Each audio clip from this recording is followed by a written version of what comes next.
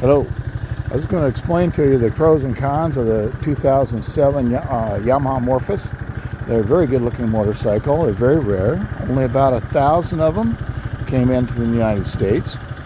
500 more came to Canada, but they were produced up until 2018 in Japan, and they're very popular for modifiers, people who like to make them different.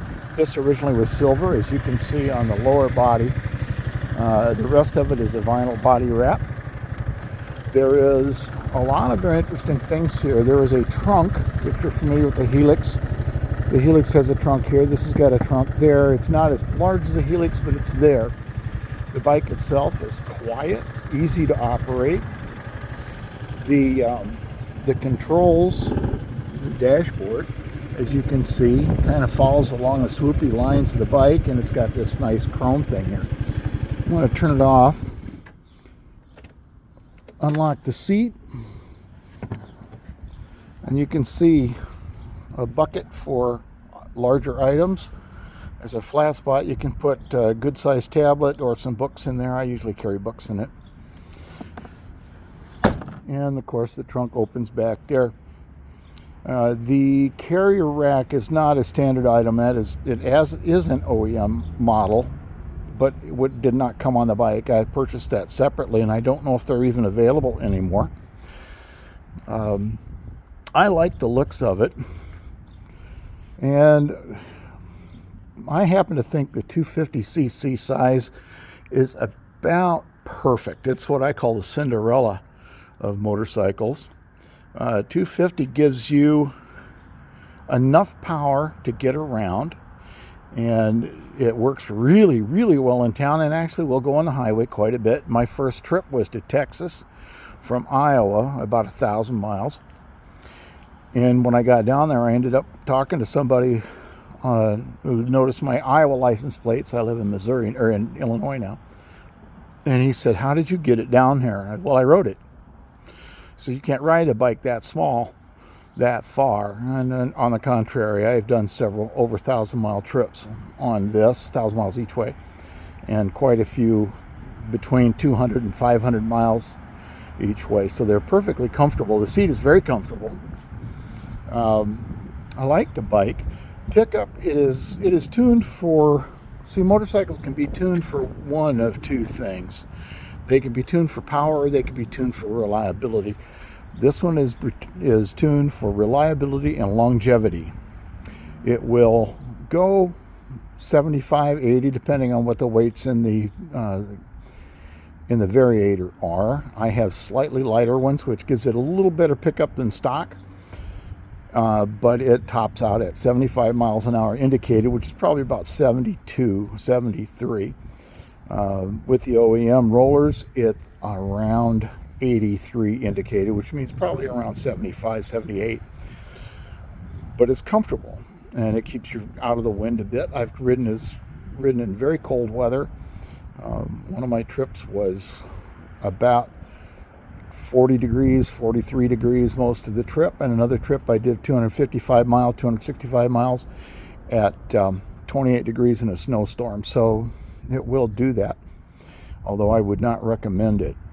The windshield is one of the modifications I did, because the original windshield is an arc right about here, so that it would not be comfortable.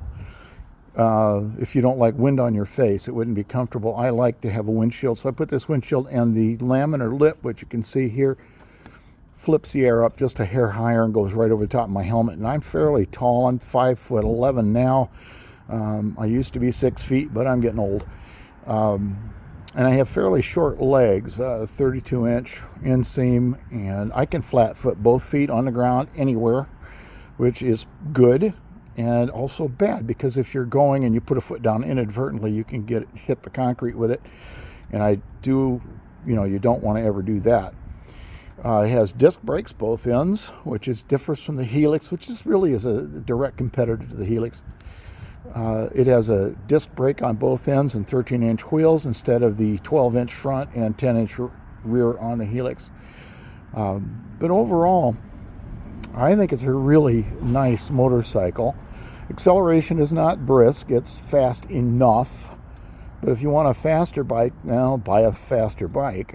This isn't a racing bike, but it's certainly smooth. A friend of mine has a Goldwing, said that he thought that this was a smoother ride than his Goldwing 1500, which I don't doubt. I like it quite a bit. So anyway, I wanted to show this, give you some of the pros and cons. It's a very reliable bike. I bought it in 2014. It had under 2,000 miles on it. I've got about 32,000 on it right now, and it has never missed a beat. I've put 2 belts on it and about 3 sets of tires, and I do my own oil changes and my own work as much as I possibly can. But it's a comfortable, smooth, decent motorcycle. And of course, I wanted to show you, I do mix genres a lot. There's my infinite improbability drive, which is part of the wonderful things about this. That's what I call the CVT. But this is, if you call a Helix Star Wars, this one is Star Trek. The technology is similar between the two. If you wanted to compare the two, that's kind of how it works. The Helix is a Star Wars kind of craft, and this is a Star Trek kind of craft. A little smoother, cleaner, but no better. They're both quite good. I like them both. I've had one of each, and I like the Helix as well as I like this. And in fact, I was looking for a Helix when I bought this one. Headlight. This thing really, it's a nice halogen light. It really lights up the world when you're driving at night. I don't have any qualms riding it at night. I have done so quite frequently. The lights on the rear, I don't have them on right now, but the lights on the rear are good too. But like I said, it's smooth, powerful, big tail light, big turn signals, and that bar across the bottom is all lights up red at night, so you're very visible. And for me, this has been the perfect motorcycle.